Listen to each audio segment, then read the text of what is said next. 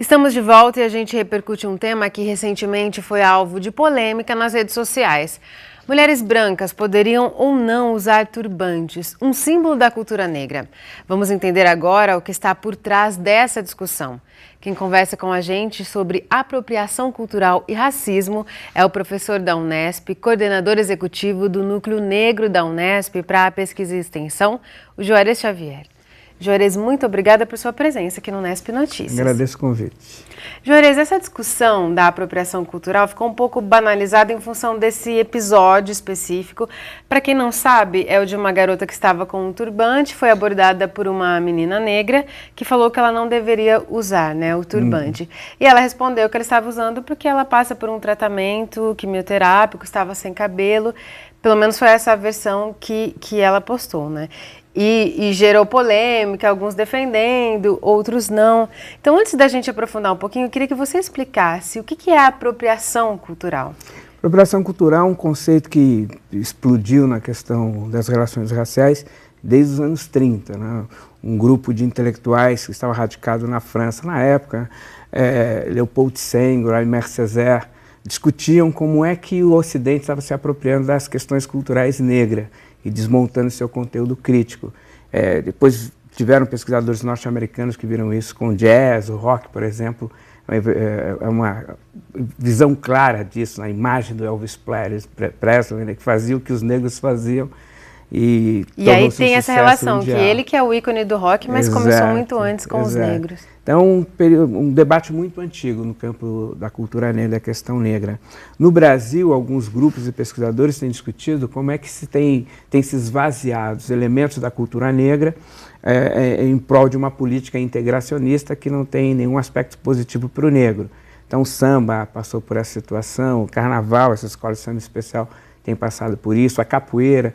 Recentemente teve um vídeo que circulou nos meios de comunicação, nas redes sociais em especial, falando de um encontro mundial de capoeira, um festival internacional de capoeira, e não tinha um negro. Então todas essas questões que, de uma certa forma, a intelectualidade negra discutiu no mundo, discutiu nos Estados Unidos, discutiu na África e tem discutido no Brasil. Uma forma de manter a identidade negra como um fator importante nessas manifestações culturais.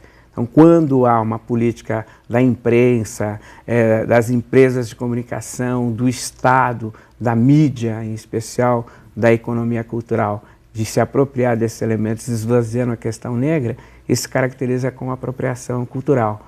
E os traços são extremamente negativos para os negros de modo geral. A gente pode falar que existe um processo de embranquecimento.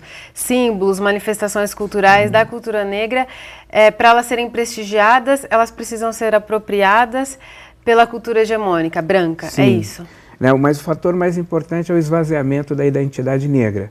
De modo geral, todas essas manifestações eram manifestações para você manter a identidade negra e resistir à violência racial, à violência do racismo, da segregação, em especial alguns estados, como nos Estados Unidos, por exemplo.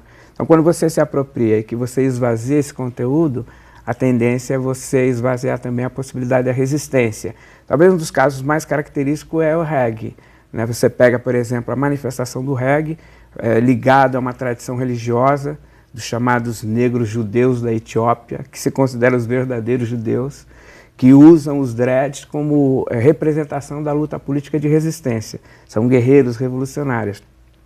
Quando foi apropriado por essa chamada indústria cultural, associou-se a ideia do reggae ao fumador de maconha. Então você tem hoje, inclusive no programa Altas Horas, uma pessoa que faz uma caricatura com seus dreads. Tal. Então esvazia todo um discurso político, religioso. Ressignifica de forma totalmente pejorativa. De forma negativa.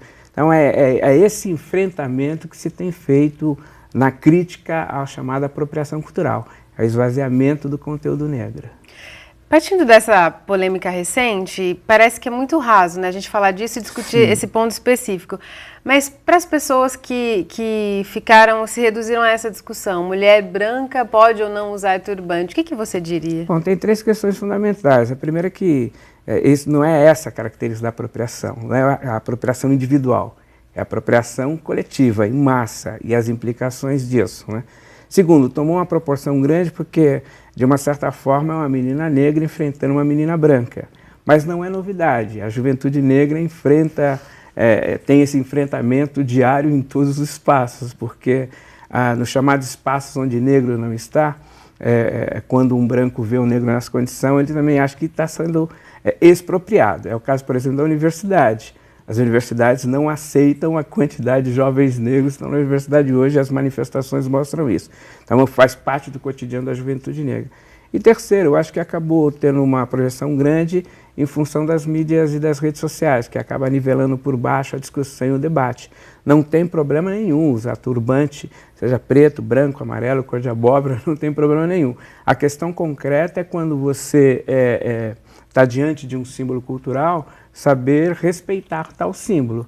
Isso não tem problema nenhum, acho que é para todo mundo, desde que a gente consiga entender a natureza desse símbolo que está sendo utilizado. No passado, por exemplo, as mulheres negras que usavam turbante, cada formato tinha uma linguagem, estava ligado a um grupo social, a um grupo cultural, a um papel social na comunidade. Então isso é importante ser lembrado e ser preservado, né? Queria aproveitar a sua presença também, a gente está às vésperas do Carnaval, já começou, né, em muitas cidades com os bloquinhos, e veio com força também uma discussão, a defesa de que letras racistas, machistas, homofóbicas, elas deveriam ser abolidas do Carnaval. Por outro lado, outros grupos falam que são letras antigas, tradicionais, que foram produzidas em outros contextos sociais, históricos, e que elas deveriam ser relativizadas. Qual que é a sua posição sobre esse assunto também? Carnaval é uma mídia é importante. Eu sou ligado a uma escola de samba em São Paulo, Grêmio Recreativo e Cultural Escola de Samba Vai, que vai fazer um enredo todo pautado na defesa da tradição religiosa afrodescendente. Então é um instrumento político, né? Eu gosto da ideia de que tudo aquilo que ofende alguém deve ser abolido. Se no passado era assim, é porque você não tinha os grupos sociais articulados, organizados na defesa dos seus direitos, né? Eu sou favorável à ideia de que se algum grupo social se sente constrangido por uma letra de música, essa tem que ser abolida. Eu sou favorável, de fato, que você tenha uma mudança nesse comportamento. Não é porque foi assim no passado, deve ser assim agora. No passado a escravidão era legal. Não é por isso que eu quero legalizar a escravidão agora, né? Eu acho que é correta essa ideia de você não criar mecanismos de constrangimento a grupos sociais. Perfeito, mais uma vez, sempre aprofundando a discussão aqui, Juarez, obrigada. Eu que agradeço o convite, mais uma vez. O Unesp Notícias fica por aqui, a gente volta a se encontrar amanhã às 6h30 da noite, ao vivo. Tchau!